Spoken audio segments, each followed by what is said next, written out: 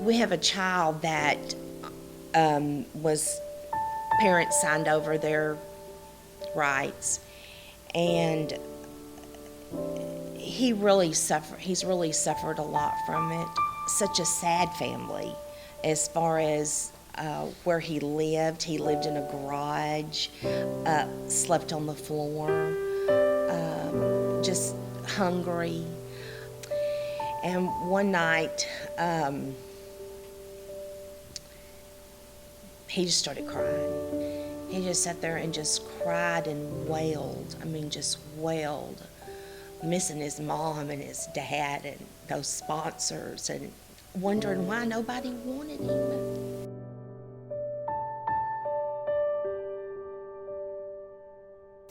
And it was just very touching. I just cried and cried, and he cried and cried and sat in my lap, and I rubbed his little back, and he must have cried for maybe 45 minutes.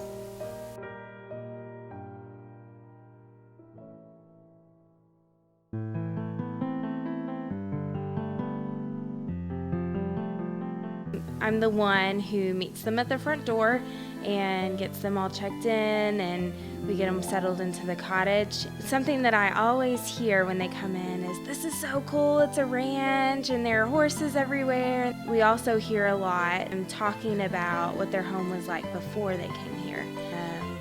They were living in converted housing that were roach and rodent infested, and this was all normal to them. And so whenever I told them they were going to have a bed to themselves and 3 meals a day, they were in shock. When we receive a new child that has never been in care before, that was removed from their home because of abuse and neglect, we often have issues with our kids of having some major problems relating to food. Some of our kids come to us malnourished.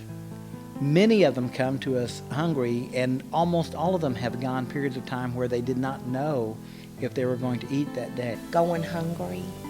One little boy told us that I asked him if he usually ate breakfast in the mornings. He said, "Well, I just ate as much as I could when I got food, because I didn't know when I would get food again." The meals they're not elaborate. At the same time, the food is plentiful. Our kiddos get the opportunity to see that there is plenty to eat. We show them the pantry, and they walk in and their eyes bug-eyed open because they see for the first time that, wow, there is food here. And after a while, they start to believe us.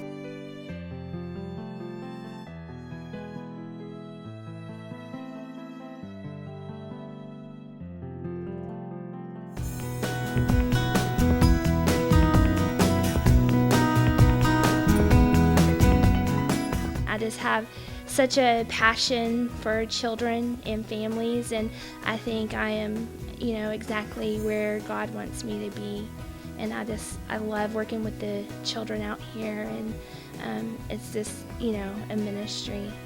I can't just know their needs just from sitting in my office. I have to go out and be with the kid and get to know him. And we work as a team to try to figure out the needs of the kid, whether it be psychological needs, education needs, as we've talked about.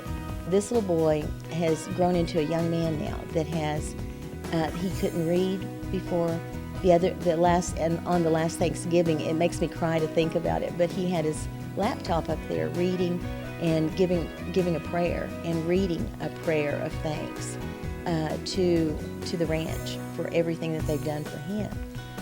I've fallen completely head over heels for it. I used to I started working on weekends, and I would take the kids to do things that I'd usually do on the weekend by myself. I just dragged 8 kids along with me, and it felt natural to me, to take 8 kids to a basketball game that I was going to anyway, or to take them to the park too. Amazing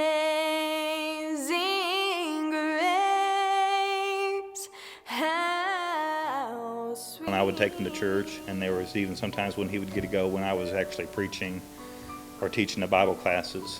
And then he ended up going back home to Grandma. And it was a couple years later that he'd called me, and, "Well, no, Mr. Mike, hey, guess what?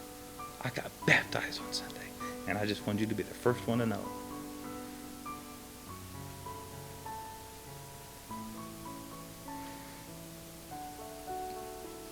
that I made a difference. That what I do here isn't just a job, but that it can have an eternal significance. And it did.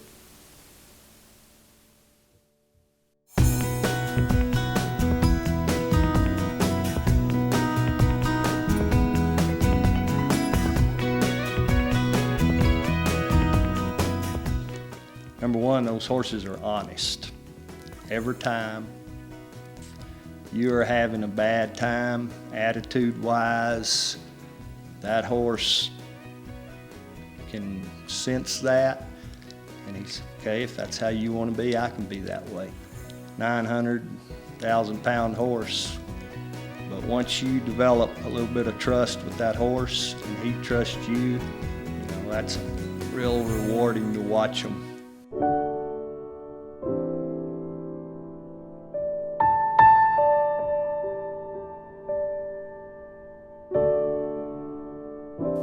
We grew really close to that bunch of boys, and I would put them to bed at night, and I'd make the rounds and pray with them.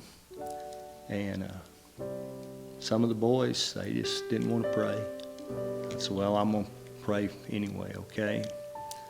I'd pray for them, and one young man, he would not pray. And he wouldn't have nothing to pray about. And after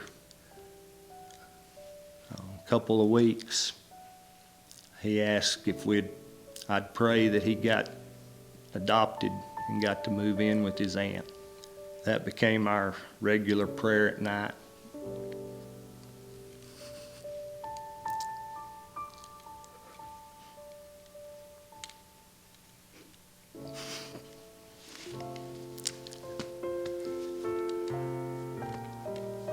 Anyway, I asked him one night if he thought he could pray tonight, and he did. And I don't know, it was within probably, 3 weeks? It wasn't too long. He got to move in with his aunt. I once was lost, but now I am found. Was blind, but now I see. 'Twas grace that taught my heart to fear.